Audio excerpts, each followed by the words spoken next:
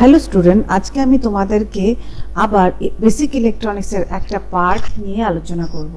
So basic ইলেকট্রনিক্সের আগের পার্টগুলোতে আমরা পড়েছিলাম কিছু কম্পোনেন্ট সম্বন্ধে। তারপর আমার ভিডিওতে তোমরা দেখতে পেরেছিলে বেসিক ইলেকট্রনিক্সের ডিফারেন্সটা ইলেকট্রিক্যাল পার্টের সাথে। আজকে আসছি অ্যাটমিক স্ট্রাকচার নিয়ে। অ্যাটমিক স্ট্রাকচারটা কি? এবার তোমাদেরকে আমি দেখাচ্ছি যে অ্যাটমিক স্ট্রাকচার যেটা রয়েছে সেটা হলো সেমিকন্ডাক্টর আর কন্ডাক্টর আর ইনসুলেটর, এই তিনটে ম্যাটেরিয়ালটাকে ডিভাইড করে থাকে। সো এই তিনটে জিনিস কি বলেছিলাম? কন্ডাক্টর, যার মধ্যে দিয়ে কারেন্ট পাস করছে, তাকে আমরা কন্ডাক্টর বলি। তার মানে এই কন্ডাক্টরগুলির মধ্যে আমাদের এক্সাম্পল কি দেওয়া যায়? অ্যালুমিনিয়াম, কপার, এই যে ম্যাটেরিয়ালগুলো রয়েছে এগুলি কন্ডাক্টরের মধ্যে পড়ছে। তারপর ইনসুলেটর বলেছিলাম, যেমন উড, রাবার। সো এইগুলোর মধ্যে দিয়ে কারেন্ট পাস করছে না, সো এটাকে আমরা ইনসুলেটর বলি।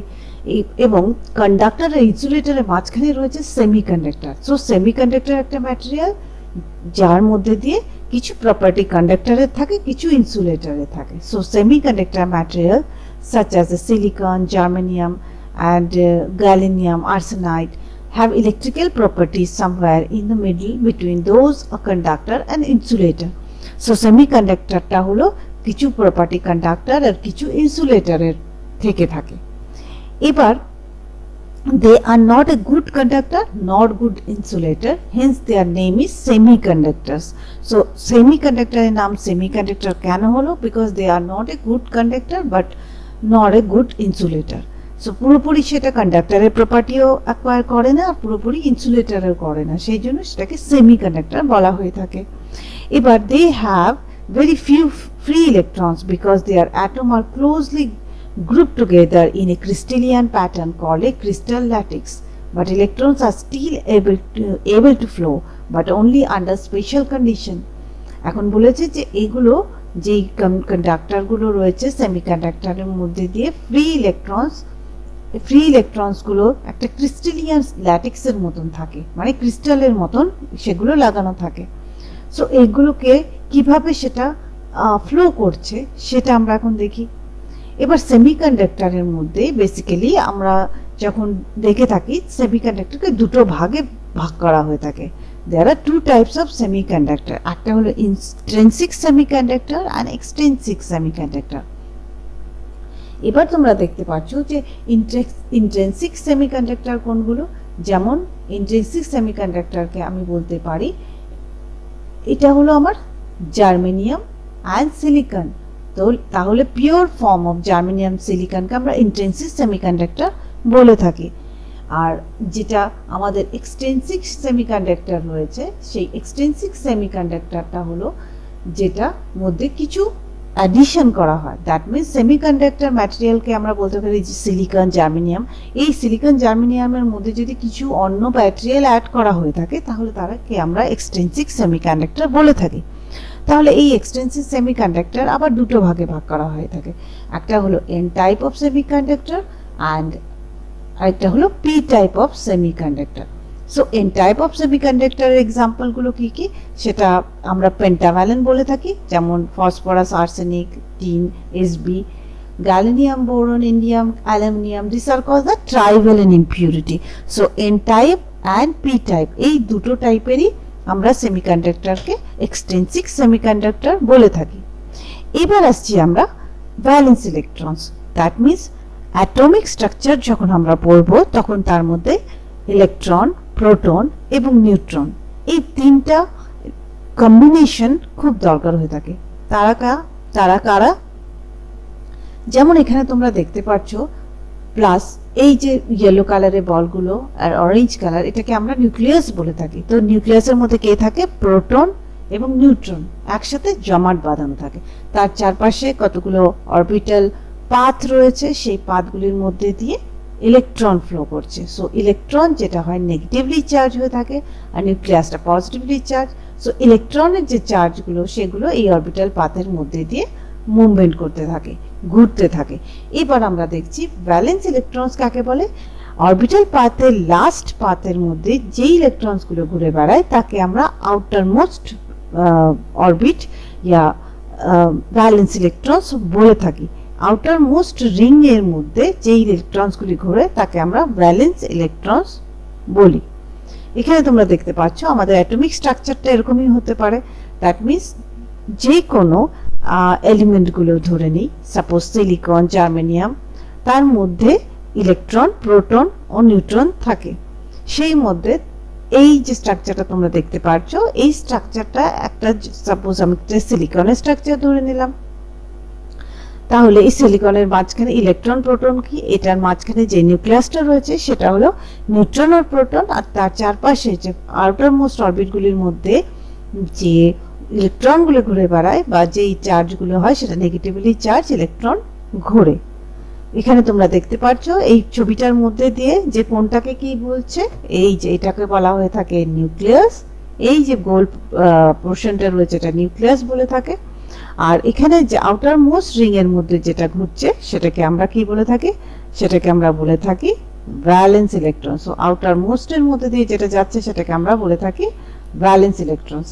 সো এটা গেল আমাদের স্ট্রাকচার। এখানে তোমরা দেখতে পাচ্ছ periodic table of element. So periodic টেবিলটা কি, যার মধ্যে সবগুলো এলিমেন্ট এক একটা ক্লাসিফিকেশন করে রাখা হয়ে থাকে। এখন হিলিয়াম, লিয়ান, নেগন, এখানে আলাদা আলাদা ভাবে hydrogen, proton, calcium, oxygen, everything elements গুলো রয়েছে। এখানে তোমাদেরকে আমি দেখাচ্ছি যে কিছু সিলিকন অ্যান্ড জার্মেনিয়াম রয়েছে, সেটা আমরা দেখতে পাই। সিলিকন, জার্মেনিয়াম কোথায় রয়েছে, এখানে মধ্যে জার্মেনিয়াম অ্যান্ড সিলিকন, এই দুটো এলিমেন্টকে আমরা এখান থেকে নিতে পারি। এটা আমাদের জার্মেনিয়াম, এটা আমাদের জার্মেনিয়াম হয়ে গেল। সো এটা আমার সেমিকন্ডাক্টরের মধ্যে চলে আসলো। তাহলে সেমিকন্ডাক্টরের জার্মেনিয়াম, আর্সেনিক, সিলিকন, সো এই যে তোমরা দেখতে পাচ্ছ সেগুলো অ্যাকচুয়ালি এক একটা সেমিকন্ডাক্টর, এগুলো এক একটা সেমিকন্ডাক্টর। সো এই সেমিকন্ডাক্টর গুলোকে আমরা কি করব, ইন্ট্রিনসিক না এক্সট্রিনসিক সেটা আমরা দেখে নেব। শুধু পিওর ফর্মে আমি বলতে পারি যে পিওর ফর্ম যদি আমরা করে থাকি তাহলে পিওর ফর্মের মধ্যে আমাদের রয়েছে সিলিকন, জার্মেনিয়াম এই দুটো, এবং আর্সেনিক, বোরন, টিন, লেড এগুলো আমাদের এক্সটেন্সিভ সেমিকন্ডাক্টরের মধ্যে আসছে। সো এই পিরিয়ডিক টেবিল থেকে আমরা ধরে নেই কিছু এলিমেন্ট, তার কিছু অ্যাটমিক স্ট্রাকচার রয়েছে, অ্যাটমিক নাম্বার রয়েছে। তো এখন আমরা আসছি যে এই এক একটা যে সিম্বল তোমরা দেখতে পাচ্ছ, oxygen 8, nitrogen 7, carbon 6, boron 5, so এগুলো কি। সো এই অ্যাটমিক নাম্বারগুলো থেকে আমরা বুঝতে পারবো কতটা ইলেকট্রন, প্রোটন এবং নিউট্রন রয়েছে। এবার আসছি আমরা অ্যাটমিক নাম্বারের উপরে, the number of protons in the element. তার মানে অ্যাটমিক নাম্বার কথাটা কখন আমরা বলবো, যখন আমরা দেখছি কোথায় আছে, সেটা হলো নাম্বার অফ প্রোটনস, মানে একটা স্ট্রাকচারের মধ্যে কতগুলো প্রোটন রয়েছে, অলওয়েজ এটা হোল নাম্বার হয়ে থাকবে, তাহলে এটাকে আমরা অ্যাটমিক নাম্বার বলি। তাহলে এখানে তোমরা যে দেখতে পেলে নাম্বারগুলো, প্রত্যেকটা এলিমেন্টের উপর যে নাম্বারগুলো রয়েছে সেটাকেই আমরা অ্যাটমিক নাম্বার বলে থাকি। সো এখানে একটা এক্সাম্পল দেখা যাক। অক্সিজেনস অ্যাটমিক নাম্বার হলো 8। এখানে দেখো অক্সিজেনের atomic number 8। So there are 8 protons in oxygen nucleus. So তোমাদেরকে আগেই আমি দেখিয়েছিলাম নিউক্লিয়াসটা কি, নিউক্লিয়াসের মধ্যে অক্সিজেনের অ্যাটমিক নাম্বার যে প্রোটনটা রয়েছে সেটা 8টা রয়েছে। So 8 proton in oxygen nucleus, এটাকে আমরা অ্যাটমিক নাম্বার বলে থাকি। আরেকটা এক্সাম্পল দিচ্ছি, হিলিয়াম, হিলিয়ামের 4। সো হিলিয়ামের 4 যদি হয়ে থাকে তাহলে 2 প্রোটন অ্যান্ড 2 নিউট্রন, দুটো মিলিয়ে নিউক্লিয়াসটা হচ্ছে 2 প্রোটন অ্যান্ড 2 ইলেকট্রন। আর তার অরবিটের আউটার মোস্টে কি রয়েছে, দুটো ইলেকট্রনস রয়েছে, সেজন্য আমি এটাকে হিলিয়ামকে 4 অ্যাটমিক নাম্বার। এখানে আমরা অক্সিজেনটা দেখতে পাচ্ছি, অক্সিজেনের 8টা কি অ্যাটমিক নাম্বার। সো অক্সিজেনের একটা এলিমেন্ট যে সিম্বল সেটা হলো O, আর অ্যাটমিক মাস যেটা বলা হয় থাকে, যেটা অ্যাটমিক মাস কি, সেটা অক্সিজেনের হলো 15.99। তাহলে এখানে আমরা অ্যাটমিক মাসটা দেখে নিই। অ্যাটমিক মাস আমরা কাকে বলছি, number of neutrons plus number of proton, এই দুটোকে যদি অ্যাড করি তাহলে তাকে আমরা নাম্বার অফ নিউট্রনস অ্যান্ড প্রোটনসকে অ্যাড করলে সেটাকে আমরা অ্যাটমিক মাস বলি। অ্যাটমিক মাস বলে থাকি। সো মাস অফ নাম্বার, এই যে নিউক্লিয়াসের ভেতরে যেটা থাকে তাকে আমরা মাস নাম্বারও বলতে পারি। এবার আমরা আসছি অ্যাটমিক স্ট্রাকচারের মধ্যে সেলগুলোকে ডিভাইড করা যায়। তাহলে অ্যাটমিক স্ট্রাকচার তোমরা বুঝতে পারলে অ্যাটমটা কি করে। বেসিক্যালি অ্যাটমটা একটা কক্ষপথে সবগুলো ইলেকট্রনসগুলো চলছে, এগুলোকে আমরা অরবিটাল পাথ বলি, কিন্তু এই অরবিটাল পাথকে আমরা সেলও বলে থাকি। তো এই সেলটা কি, এখানে যে অ্যাটমিক এমিট কি করছে, atom emits energy, atom absorbs energy. So atom তার বেসিক ওয়ার্কই হলো, বেসিক কাজ হলো এনার্জিটাকে এমিট করে, এনার্জিটাকে অ্যাবজর্ব করে। এখানে তোমরা n1 2 3 4 5 6 7 দেখতে পাচ্ছ, সেটা হলো প্রত্যেকটা সেলকে n দিয়ে ডিনোট করা হয়। যেমন সেল নাম্বার 1 2 3 4 5 6 7 এগুলো আলাদা আলাদা সেলের নাম্বারিং।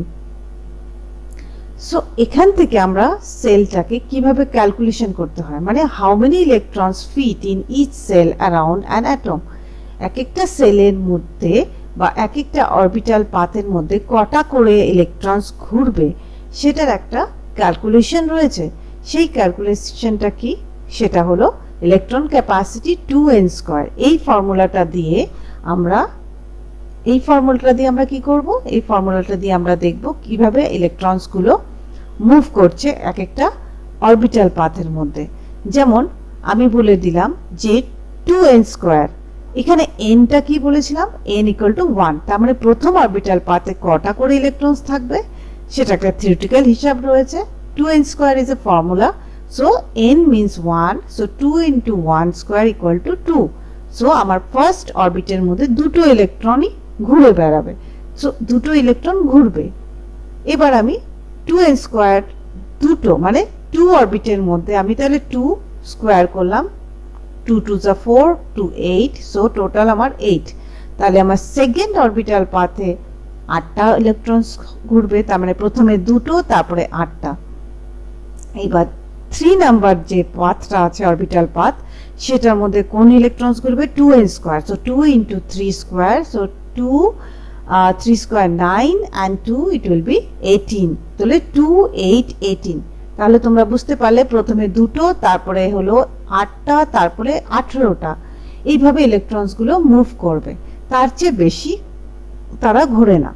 তাহলে এই ইলেকট্রনসগুলো যখন মুভ করছে সেভাবে ইলেকট্রন, দেখো এখানে দেখা যাচ্ছে এই ছবিটাতে, প্রথমে যেমন এটা একটা ক্লোরিনের আমাদের অ্যাটমিক নাম্বার হলো 17।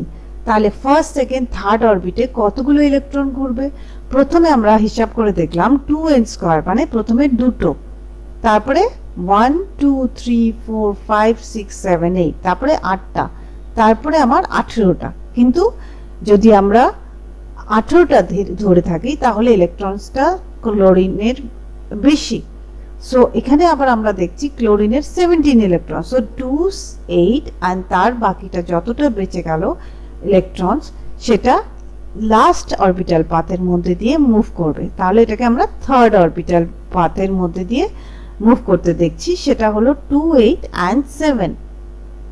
তাহলে তোমরা বুঝতে পারলে যে প্রথম অরবিটে 2, তারপর 8, তারপর এখানে 18টার জায়গায় যতগুলো বাকি থাকবে বিকজ অফ তার এলিমেন্ট হলো 17, সো 7টা তার অরবিটাল পাথের মধ্যে দিয়ে মুভ করবে।